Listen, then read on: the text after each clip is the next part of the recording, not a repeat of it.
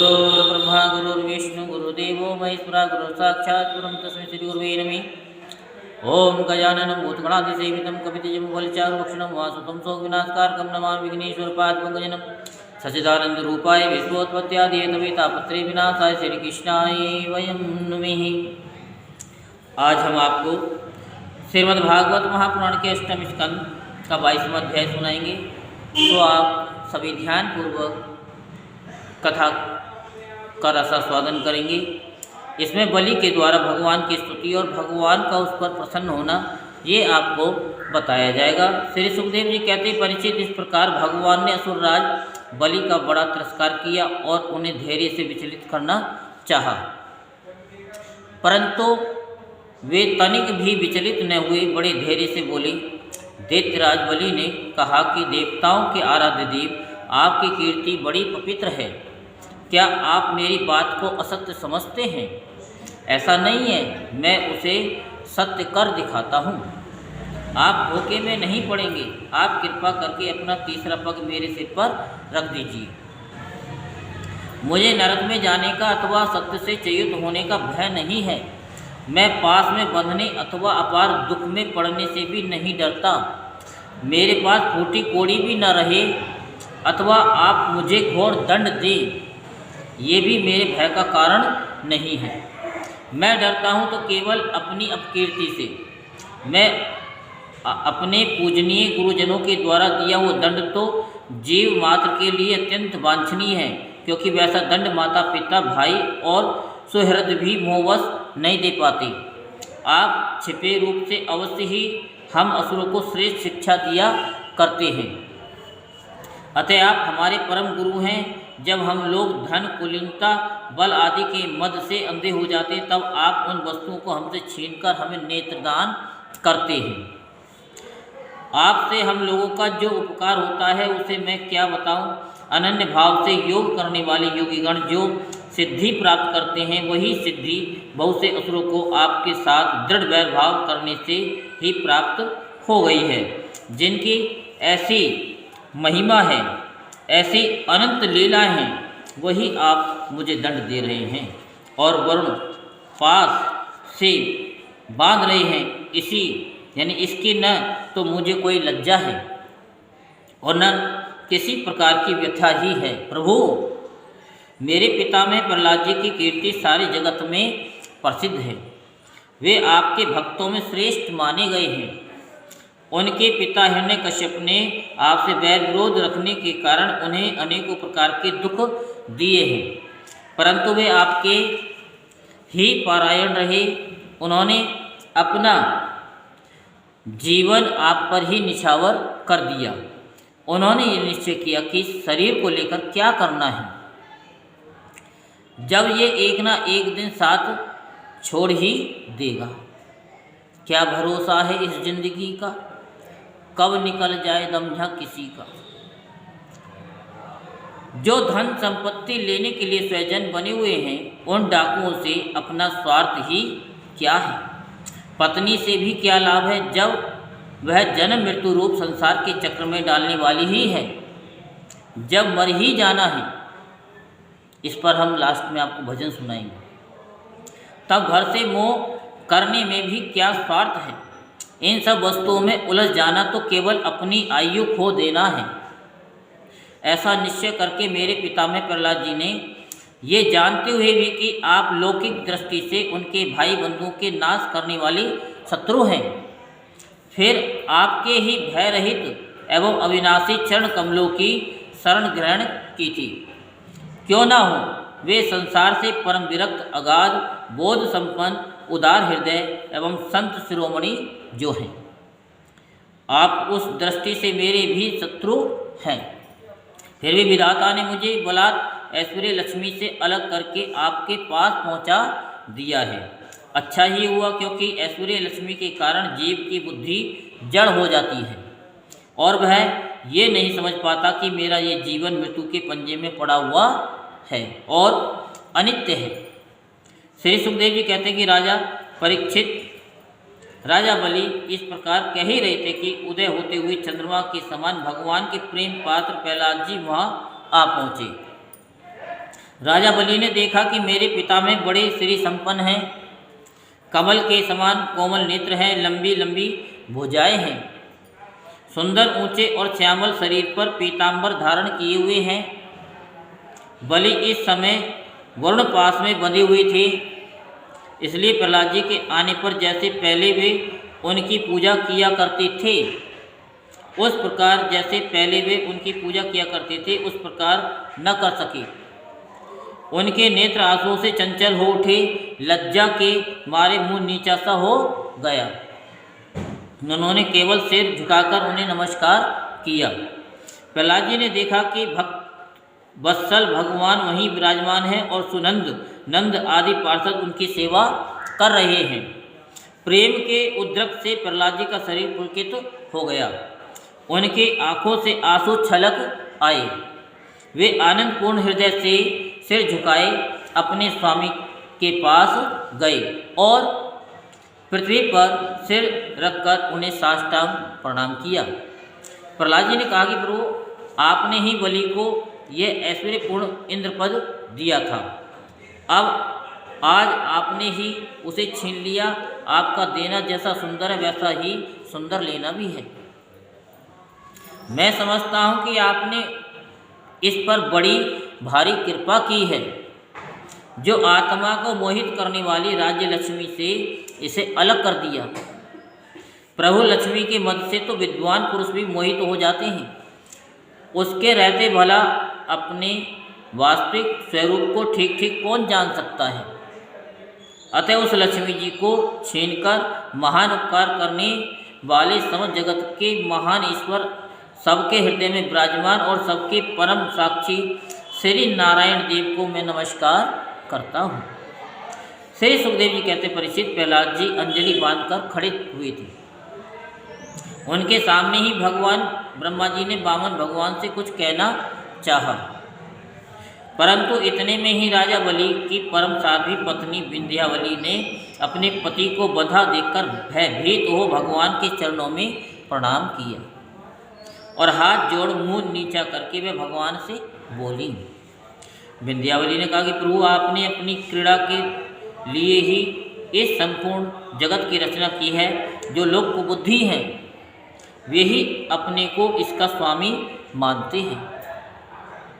जब आप ही इसके कर्ता भर्ता और संहर्ता हैं, तब आपकी माया से मोहित होकर अपने को झूठ मूठ कर्ता मानने वाले निर्लज्ज आपको समर्पण क्या करेंगे। ब्रह्मा जी ने कहा, समस्त प्राणियों के जीवन दाता, उनके स्वामी और जगत स्वरूप देवादिदेव प्रभु, अब आप इसे छोड़ दीजिए। आपने इसका सर्वस्व ले लिया है, अतः अब ये दंड का पात्र नहीं है। इसने अपनी सारी भूमि और पुण्य कर्मों से उपार्जित स्वर्ग आदि लोग, अपना सर्वस्व तथा आत्मा तक आपको समर्पित कर दिया है, एवं ऐसा करते समय इसकी बुद्धि स्थिर रही, ये धैर्य से च्युत नहीं हुआ। प्रभु, जो मनुष्य सच्चे हृदय से कृपणता से छोड़कर आपके चरणों में जल का अर्घ देता है और केवल दूर्वा दल से भी आपकी सच्ची पूजा करता है, उसे भी उत्तम गति की प्राप्ति होती है। फिर बलि ने तो बड़ी प्रसन्नता से धैर्य और स्थिरता पूर्वक आपको त्रिलोकी का दान कर दिया है, तब यह दुख का भागी कैसे हो सकता है। श्री भगवान ने कहा कि ब्रह्मा जी, मैं जिस पर कृपा करता हूँ उसका धन छीन लिया करता हूँ, क्योंकि जब मनुष्य धन की मद से मतवाला हो जाता है तब मेरा और लोगों का तिरस्कार करने लगता है। ये जीव अपने कर्मों के कारण विवश होकर अनेक योनियों में भटकता रहता है। जब कभी मेरी बड़ी कृपा से मनुष्य का शरीर प्राप्त करता है, मनुष्य योनि में जन्म लेकर यदि कुलीनता, कर्म, अवस्था, रूप, विद्या, ऐश्वर्य और धन आदि के कारण घमंड न हो जाए तो समझना चाहिए कि मेरी बड़ी ही कृपा है। कुलीनता आदि बहुत से ऐसे कारण हैं जो अभिमान और जड़ता आदि उत्पन्न करके मनुष्य को कल्याण के समस्त साधनों से वंचित कर देते हैं, परंतु जो मेरे शरणागत होते हैं वे इनसे मोहित नहीं होते। ये बलि, दानव और दैत्य दोनों ही वंशों में अग्रगण्य और उनकी कीर्ति बढ़ाने वाला है। इसने उस माया पर विजय प्राप्त कर ली है जिसे जीतना अत्यंत कठिन है। तुम देख ही रहे हो, इतना दुख भोगने पर भी ये मोहित नहीं हुआ। इसका धन छीन लिया, राज्य पद से अलग कर दिया, तरह तरह के आक्षेप किए शत्रुओं ने बांध लिया, भाई बंधु छोड़कर चले गए। इतनी यातनाएं भोगनी पड़ी। यहाँ तक कि गुरुदेव ने भी इसको डांटा, फटकारा और साप तक दे दिया, परंतु इस दृढ़ वृत्ति ने अपनी प्रतिज्ञा नहीं छोड़ी। मैंने इससे छल भरी बातें की, मन में छल रखकर धर्म का उपदेश किया, परंतु इस सत्यवादी ने अपना धर्म न छोड़ा। अतः मैंने इसे वह स्थान दिया है जो बड़े बड़े देवताओं को भी बड़ी कठिनाई से प्राप्त होता है। सावर्णी मनवंतर में ये मेरा परम भक्त इंद्र होगा। तब तक ये विश्वकर्मा के बनाए हुए सुतल लोक में रहे। वहाँ रहने वाले लोग मेरी कृपा दृष्टि का अनुभव करते हैं, इसलिए उन्हें शारीरिक अथवा मानसिक रोग, थकावट, तंद्रा, बाहरी या भीतरी शत्रुओं से पराजय और किसी प्रकार के विघ्नों का सामना नहीं करना पड़ता। बलि को संबोधित कर, महाराज इंद्रसेन तुम्हारा कल्याण हो। अब तुम अपने भाई बंधुओं के साथ उस सुतल लोक में जाओ जिसे स्वर्ग के देवता भी चाहते रहते हैं। बड़े बड़े लोकपाल भी अब तुम्हें पराजित नहीं कर सकेंगे। दूसरों की तो बात ही क्या है, जो दैत्य तुम्हारी आज्ञा का उल्लंघन करेंगे, मेरा चक्र उनके टुकड़े टुकड़े कर देगा। मैं तुम्हारे अनुचरों की और भोग सामग्री की भी सब प्रकार के विघ्नों से रक्षा करूँगा। वीर बलि, तुम मुझे वहाँ सदा सर्वदा अपने पास ही देखोगे। दानव और दैत्यों के संसर्ग से तुम्हारा जो कुछ आसुर भाव होगा वह मेरे प्रभाव से तुरंत दब जाएगा और नष्ट हो जाएगा। यहीं पर श्रीमद् भागवत महापुराण के अष्टम स्कंद का 22वां अध्याय संपूर्ण होता। बोल वृंदावन बिहारी लाल की जय। क्या भरोसा है इस जिंदगी का, कब निकल जाए दम या किसी का। क्या भरोसा है इस जिंदगी का, कब निकल जाए दम या किसी का। क्या भरोसा है इस जिंदगी का, क्या भरोसा है इस जिंदगी का, कब निकल जाए। नाम रट ले तो भगवती का, नाम रट ले तो भगवती का, बोल जयकारा माँ भगवती का। नाम रट ले माँ भगवती का, बोल जयकारा माँ भगवती का। कुछ पुण्य की थी कमाए, इसलिए देह मानव की पाई।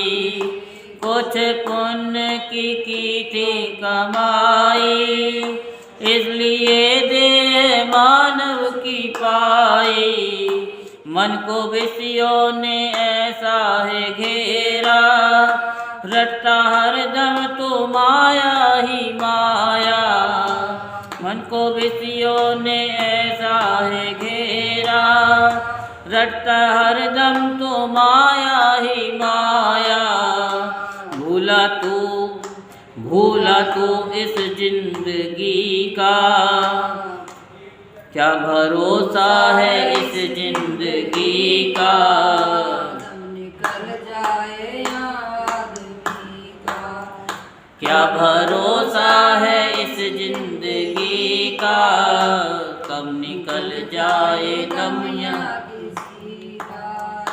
भक्तो तुम कान पकड़ो अभी से, भक्तो तुम कान पकड़ो अभी से।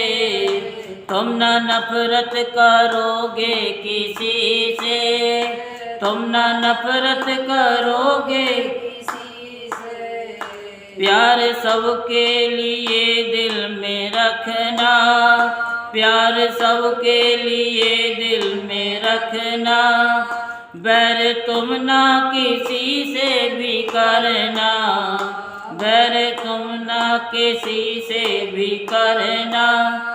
तुमको पाना है प्रेम सभी का, तुमको पाना है प्रेम सभी का, क्या भरोसा है इस जिंदगी का, क्या भरोसा है इस जिंदगी का, कब निकल जाए दम या किसी का, कब निकल जाए दम किसी का, क्या भरोसा है इस जिंदगी का, कब निकल जाए दम या किसी का, क्या भरोसा है इस जिंदगी का, कब निकल जाए दम या किसी का। बोल वृंदावन बिहारी लाल की जय, जय श्री राधेश्याम, जय जय श्री राधेश्याम, जय जय श्री राधेश्याम।